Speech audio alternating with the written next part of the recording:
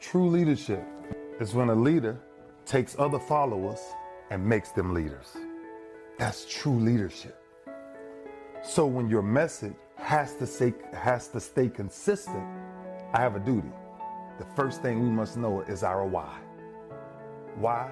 Because I am a child of the God. Stop right there. My how and my what, all the tangible things that gets me to those places. But when you talk about why the message has to be consistent, because the right people connecting to the right message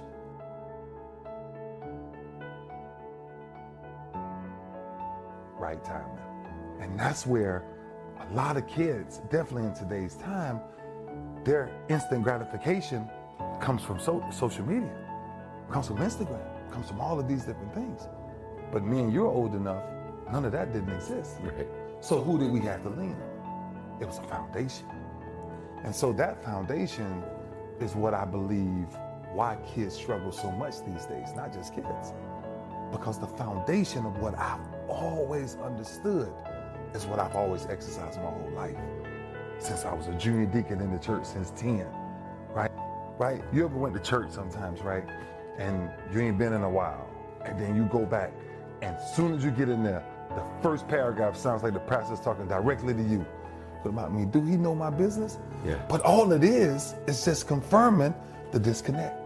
Yeah. And he's talking through. Absolutely. Right? Absolutely. Man, look, we have a real duty. And I'm telling you this, like, this is why I'm so inspired to change one life a day. Maybe I change more, but one life a day. Why? Kid called me last night. Papa, I'm really frustrated going through this. I sent him this information. He has cancer with some stuff, dealing with some stuff. He came back. He was like, I never knew that I had the choice to live. I say, absolutely you have the choice. But watch what happens. And I'm gonna use the analogy of animals, right? Why is a lion the king of the jungle? He's not the biggest. He's not the strongest. He's not the fastest. The only thing that sets a lion different than an elephant is his mentality. That's it. When he walks up, he must be respected. Period. An elephant weighs 50 times more than this lion. So why wouldn't the elephant look at the lion and say, mentality? If an eagle flies at a certain altitude, if he bumps into another bird up there, it must be another eagle. Because pigeons don't fly at that altitude. They can. They can, but they don't. And so that's where we have to really understand what life really is. Life is really being that leader that inspires other followers to become leaders, not follow. The only reason eagles fly alone, this is why eagles don't flock. You rarely see an eagle with other eagles. They don't want to be affected by the perspective. By other people's perspective. My man, when I was 23 and I would like see some of my high school friends for like football during Thanksgiving, and they all looked at me like, oh, you work at your dad's liquor store? My man, the chemicals in my body, I love it. The adversity, the negative is the advantage. Mm-hmm. People fear losing. And when you're losing from the get, when you start off losing, you don't fear losing, you just convince yourself the game is rigged and you start dwelling. If I can get you to stop dwelling, and if I can get you to stop fearing losing, then you're off to the races. I leave money on the table every day. I can Tony Robbins and Oprah this shit to the fucking end of life. I'm just not interested. I'm interested in doing me, documenting what I'm doing, putting out content, and if you happen to pick up on that, you're pumped, and you want to email me and say, you know, I was this and now I'm that, that's a high that nobody can ever understand, but I don't want to do that full time. I don't care what your point of view is. I went to Mount Ida College, 95% minority kids. I went to the mall 7 times in the first 14 days that I went to Mount Ida College. I got pulled over 4 times. You know why? Because the other 3 kids in the car with me were black. I'm like, unless you live that, you can't understand that. And I didn't live it. I was close to it, but I'm still not it. But like, don't sit somewhere where you've never interacted with a culture and judge. You don't know what you're talking about. In the same way in reverse. Like when I'm on shows like this, or when I talk to homies, or when I'm talking to the culture, and I'm like, yo, I got friends who have $10 million in the bank, trust fund babies who are more miserable than you. They're like, get the hell out of here. I'm like, you have no empathy. That sounds good. Right. What do you think it feels like when you've lost before you started? Because no matter what you accomplish, everybody's gonna be like, your daddy put you on. You suck. Michael Jackson.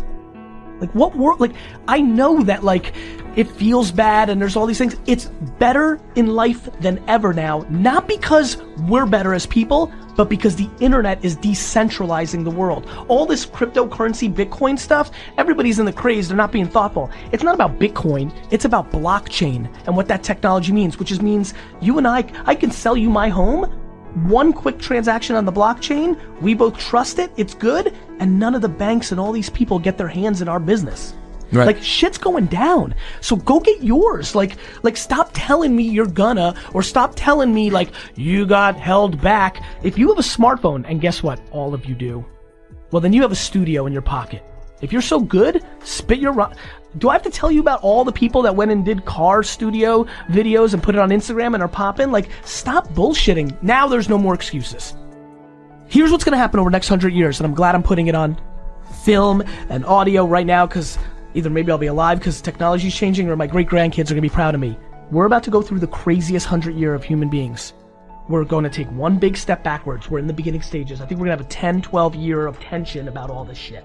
Right? This is not, by the way, this is not going away tomorrow. You have to understand what's going to happen. Everybody's going to get called to the mat. And then what people are going to realize over the next 20, 30 years is like, wait a minute, everybody's flawed on something.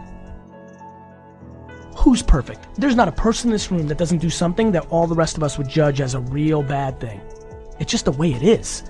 So it's going to take us 40 years to get there. But once we do, people are going to be like, okay, wait a minute, we need to reset.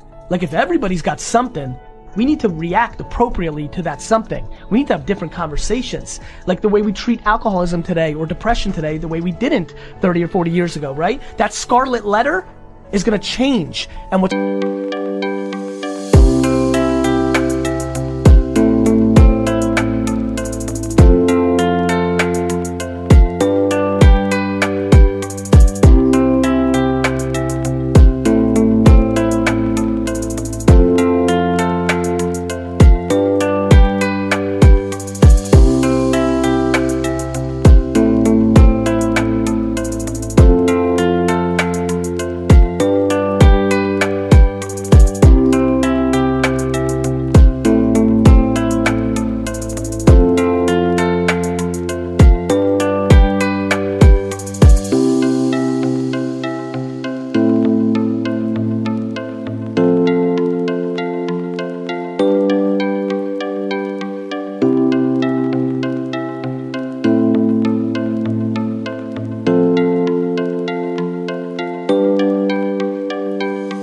going to happen is we're going to live totally different lives. We're going to be far more acceptant of shortcomings over time because the hypocrisy is going to be out the bag.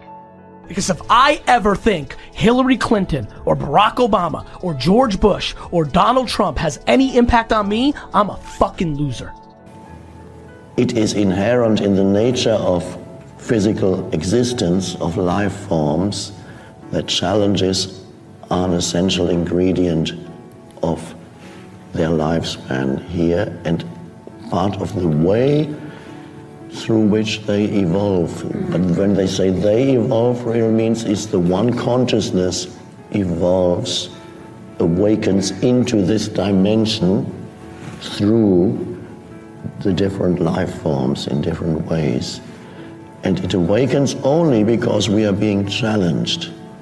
And that is quite a relief to realize to be challenged doesn't mean there's something wrong. There's something wrong with my life that shouldn't be. If you believe or act as if this shouldn't be happening, then you get really unhappy. Then the challenges become transformed into unhappiness inside you. If it's not unhappiness, it's resentment. If it's not resentment, it's anger, it's self-pity, it's complaining, it's despondency. For the simple reason that you are misunderstanding the very purpose of life and expecting something that your mind has come up with. It should be different. Some people are afraid of not succeeding in whatever they do because they have a their self-image, which is derived from thinking,